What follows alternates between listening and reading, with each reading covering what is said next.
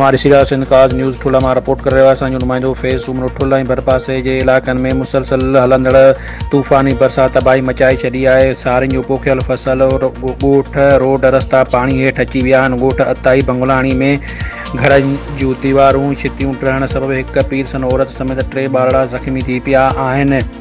मुतासिर खुलियल आसमान हेठि वेठल आहिनि। केतिराई माण्हू पंहिंजा घर जुगा छॾे लॾ पलाण करे मथां वारनि इलाइक़नि ते वञी रहाइश अख़्तियार कई आहे। ठुल जे यूसी बख़्तियारपुर जे ॻोठ अताई खान बंगलाणी जे रहवासियुनि मंज़ूर लाशारी, जंगल अमल लाशारी, गाज़ी लाशारी, अलफ़ खान पहोड़ ऐं हाफ़िज़ गुल हसन लाशारी ऐं ॿियनि मीडिया सां ॻाल्हाईंदे चयो आहे त बरसात तबाही मचाए छॾी आहे। काफ़ी तादाद में घर टही पट पइजी विया आहिनि। घर किरण सबबि चौपायो माल मरी वियो। असांजे हिकु कुड़ाड़ियुनि 3 ॿारड़ा पिणु ज़ख़्मी थिया आहिनि। सवे एकड़नि ते पोखियल फसल तबाह थी वियो। हिननि आला इंतिज़ामिया खां वाहर जी अपील कई आहे।